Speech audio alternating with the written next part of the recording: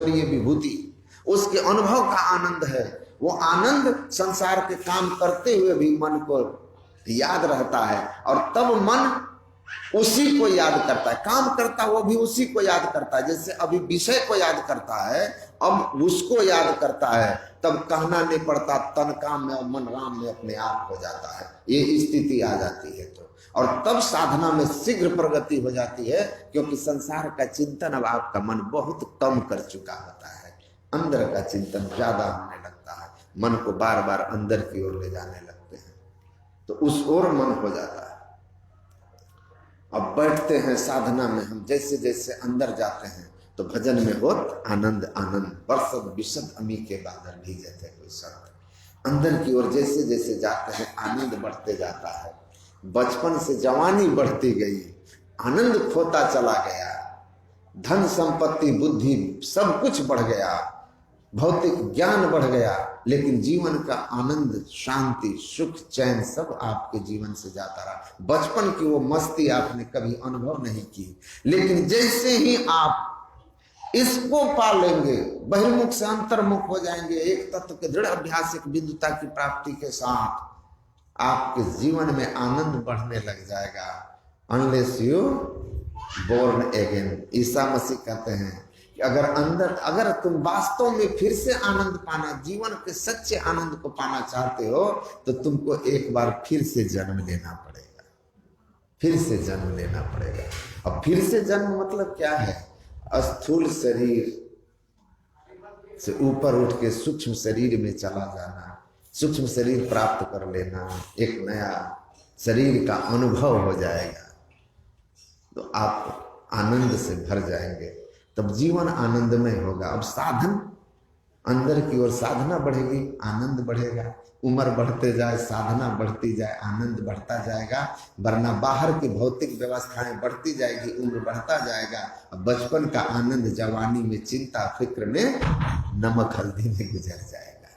तो अध्यात्म के पक्ष को पकड़ करके जब हम रखते हैं, तो गुरु महाराज कहते हैं कि जब वो चमक अंदर में आपको दिखने लगेगी, वहां शब्द सुनने लगोगे, और शब्द की महिमा है कि वो चुंबक की तरह प्रकर्षे नए तुष्मानः मोक्षम इति प्रणवः। जिस मोक्ष की बात कर रहे हैं, जन्म मरण से छूटने की बात कर रहे हैं, जन्म मरण से छूट जाना मुक्ति है, समस्त दुखों की निवृत्ति हो जाना मुक्ति है, दुख की अत्यंता भाव मुक्ति है, अज्ञान ग्रंथि का नाश हो जाना मुक्ति है, चेतनात्मा के ऊपर से जड़ावरण का अंत हो जाना मुक्ति है, कैवल अवस्था हो जाए ये मुक्ति है, परमात्मा और जीवात्मा की एकता हो जाए मुक्ति है, जल तरंग जीव जल ही समाया, त्यो ज्योति संग ज्योति मिलाइया। ये समस्त जो बातें हैं आपके जीवन में सहज ही हो जाएंगी। सब एक ही बात है, विषय भोग इच्छा मात्र को भोग इच्छाएं खत्म हो जाएगी। आत्मा के आनंद के सामने भोगों की स्थिति तो वोमिटिंग किए हुए भोजन, स्वादिष्ट भोजन की तरह होता है। संत कबीर साहब कहते हैं, एक बार जो उस रस को जान लेता है, रसो वर्जम रसो पश्य परम दृष्टवा निवर्तते, उस परम को जो देख लेता है, उसकी इंद्रियां उसके मन तो रहते ही नहीं है, ना ही उनके अंदर किसी विषय रस की कामना रह जाती है। वो आनंद रस, वो ईश्वरीय रस, वो ब्रह्म रस को पा लिया। जिसने ब्रह्म रस को पाया, शोकत मृग विषय रूप निशिवासर धावे। वो क्यों विषय रस की ओर भागेगा जिसने ब्रह्म रस को जाना है?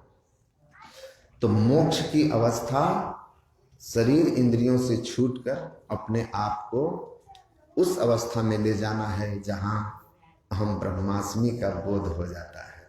आप अपने स्वरूप को जान जाते हैं, आप अपने आप को पहचान जाते हैं। को हम, महर्षि रमन कहते थे, को हम, मैं कौन हूं, हु एम आई, मैं कौन हूं। All the spiritual quest begins from this question, who am I. समस्त आध्यात्मिक खोज साधना इसी से शुरू होती है कि मैं कौन हूं। मैं शरीर नहीं हूं, मैं इंद्रिया नहीं हूं, मैं मन नहीं हूं, मैं बुद्धि नहीं हूं, मैं चित्त नहीं हूं, मैं अहंकार नहीं हूं। मैं कौन हूं? तो सुन ही रहे थे बाबा से, शुद्धोसी बुद्धोसी निरंजनोसी। शुद्ध बुद्ध सच्चित आनंद स्वरूप मैं आत्मा हूं। इस स्थिति को पहुंचते ही आत्मज्ञान और फिर सार शब्द ही ना मिला। सार शब्द ब्रह्म, निर्गुण शब्द, निर्गुण राम नाम के द्वारा हम सूरत शब्द की करे कमाई निज घर जावे ना। सूरत शब्द के द्वारा हम अपने निज घर को पहुंचते हैं। निज घर में निज प्रभु को पावे। अपने उस निज घर में अपने निज परमात्मा को प्राप्त करते हैं। अति हुलसावे ना, अत्यंत आनंद से भर जाते हैं। मैं ही अस गुरु संत उक्ति जम त्रास मिटावे ना। ये जो जम का त्रास है ना, जम का त्रास, ये सबसे खतरनाक है, सबसे बड़ा है। मृत्यु का भय, डिनाइल ऑफ डेथ। एक पुस्तक है, उसमें लिखा है कि the most pervasive fear in human life is the fear of death. हम जितने जीव हैं, मनुष्य हैं, सबके, खासकर मनुष्य बुद्धिजीवी में एक सार्वभौम भय जो है वो है मृत्यु का भय। ये सब में होता है और ये जब तक होता है तब तक सुख शांति आनंद कहां। ये जैसे खत्म हो गया तो कबीर साहब की वाणी स्वामी जी कह रहे थे, जा मरने से जग डरे मेरो मन आनंद। कब मरी हो कब पाई हो पूरन परमानंद। हम लोगों को मरने की बात सुन करके कितना भय हो जाता है। ऐसी कोई बीमारी हो जाए, कह दे कि कोरोना हो गया है आपको, लोग भीतर से हील्ड हो जाते हैं। कल ही मैं एक आदमी को दिल्ली फोन किया तो वो हमको कहते हैं कि स्वामी जी, हाँ मैं तो फोन करने ही वाला था। हम बोले क्या हो गया? बोला स्वामी जी 7 दिन हो गया कोरोना पॉजिटिव हो गया हूँ, बहुत डर लग रहा है। हम बोले देख लीजिए एक वायरस कितना हम लोगों को डराए हुए है। सुरक्षित रहिए, बच के रहिए, अच्छी बात है, जिंदा रहिएगा, भजन ध्यान कीजिएगा। बीमार हो जाइएगा, दुख होगा, स्वस्थ रहना चाहिए, जरूरी है। शरीर माध्यम खलु धर्म साधनम। लेकिन जमराज से भय किसको नहीं? जा मरने से जग डरे, जम त्रास मिटावे ना। जब निज घर में निज प्रभु को पावे, जब परमात्मा को प्राप्त कर लेते हैं, तब यह बोध हो जाता है कि अरे मैं क्यों मरी हूं। आप भी कबीर साहब के तरह कहिएगा, मैं क्यों मरी हूं? हरि मरी है तब मैं मरी हूं, हरि न मरे हम काहे मरे, हम क्यों मरेंगे? ये सच्चाई है, यही सच्चाई है कि हम मरते नहीं हैं। और ये भी सच्चाई है कि अज्ञानतावश हम मरने से डरते हैं। जो चीज हमारे जीवन में नहीं है उसका हमको भय है। जो हमें छू नहीं सकता उससे हम डरते हैं। मृत्यु, शरीर का जन्म, शरीर की मृत्यु, और इसमें रहने वाला चेतन आत्मा, ईश्वर अंश, जीव अविनाशी। अविनाशी कैसे मरेगा? लेकिन शरीर के साथ ममत्व है और शरीर के मैंने संसार के साथ बांध दिया है। इसीलिए हम अपने इस अमर स्वरूप को नहीं जानते हैं। इसीलिए इस मरण धर्मा, जन्म लेने वाला मरण धर्मा इस शरीर को हम लोग मैं समझते हैं और इसीलिए तो डरते हैं, इसीलिए तो दुख है, इसीलिए तो दुख है। लेकिन जैसे ही स्वरूप बोध होता है तो कहीं मृत्यु रह नहीं जाती। मृत्यु हमारे जीवन से तिरोहित हो जाती है, फिर तो आनंद ही आनंद है।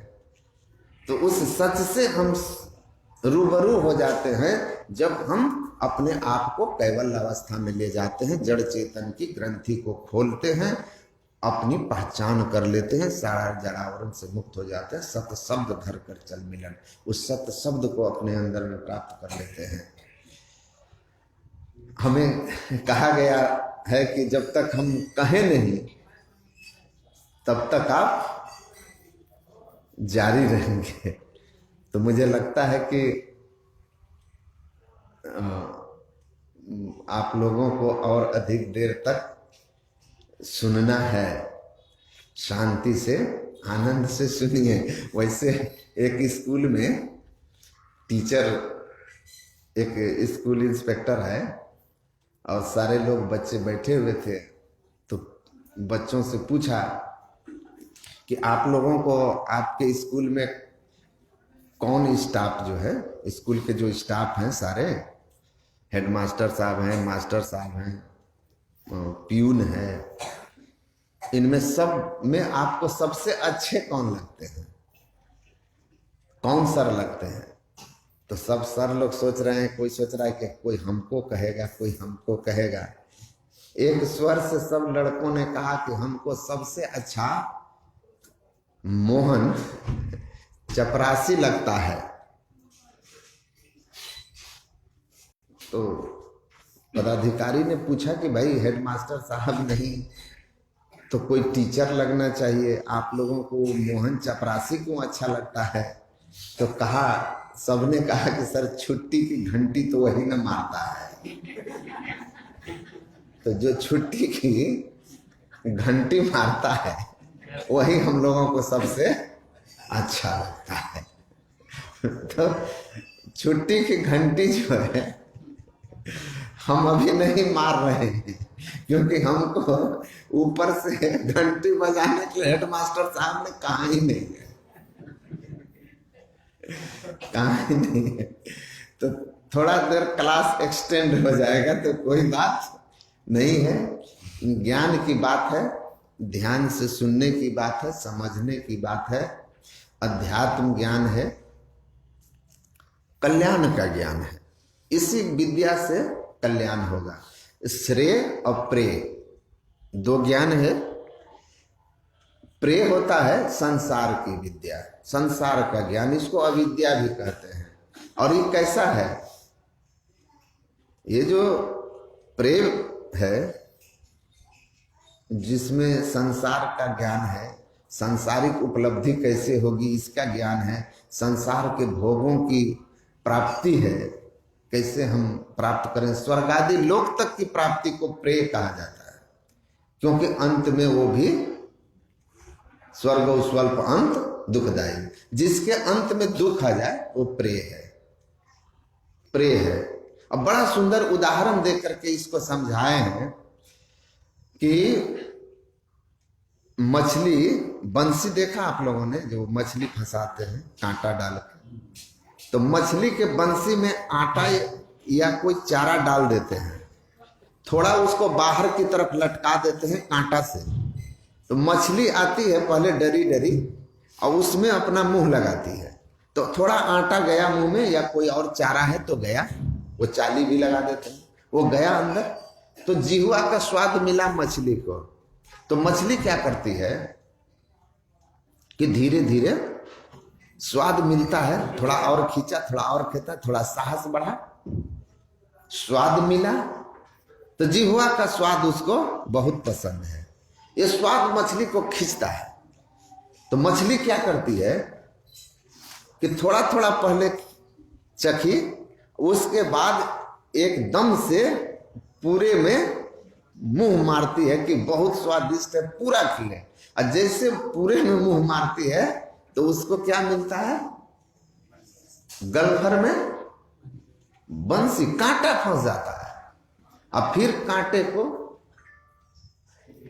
बाहर, उसके साथ मछली बाहर, छटपटाना शुरू, काल के गाल में गए। तो प्रेय का जो मार्ग है ना, जो संसार की विद्या है, जरूरी विद्या है, लेकिन अगर यह श्रेय विद्या के बिना है, अध्यात्म विद्या के बिना है, तो आप जान लीजिए कि चारा आपको फेंक दिया गया है। ये विषय वो चारे हैं जिससे यम आपको फंसाता है, रूप रस गंध स्पर्श और शब्द के चारे फेंक करके, और उसको आपको चखा चखा के वो फंसाता है।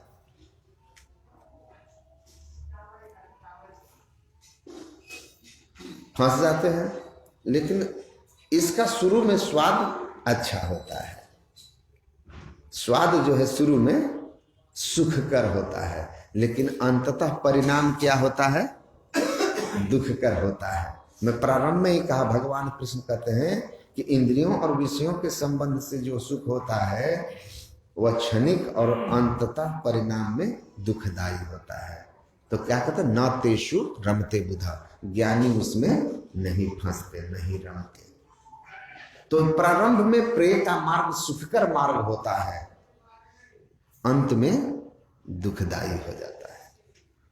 स्वामी रामकृष्ण परमहंस कहते थे ना कि खुजली की बीमारी जब होती है तो शुरू में खुजलाता है, तो खुजलाएंगे तो अच्छा लगता है, लेकिन तेज हो जाता है खुजलाना, और थोड़ा तेज खुजला दिए ज्यादा, उसके बाद आप जब छोड़ देंगे खुजलाना तो फिर जलन और दर्द शुरू हो जाता है।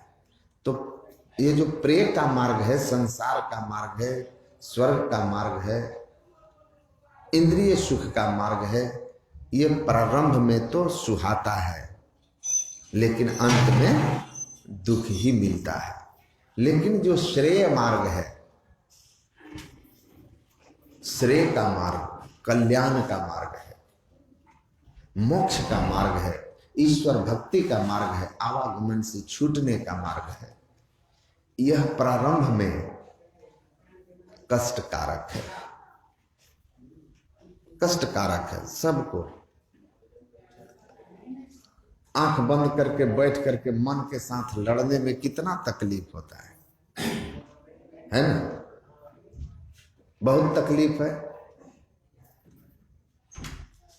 कुछ ही दिन पहले की बात है, एक आदमी बोल रहे थे, किसी बारात में गए,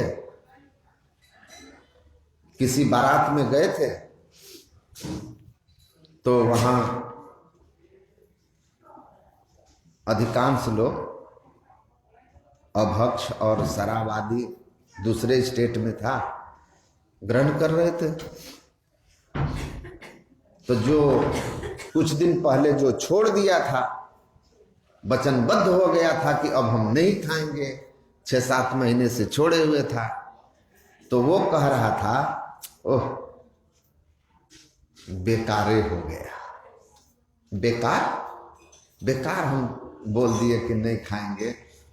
देखो कितना ये लोग को आनंद आ रहा है बारात का, हम लोगों को जो है बहुत थोड़ा खाने की व्यवस्था है, वेजिटेरियन का, ये मत खा, वो मत छुओ, उसमें कलछुल पड़ गया। ये नॉन वेज वाले कितने आनंद में।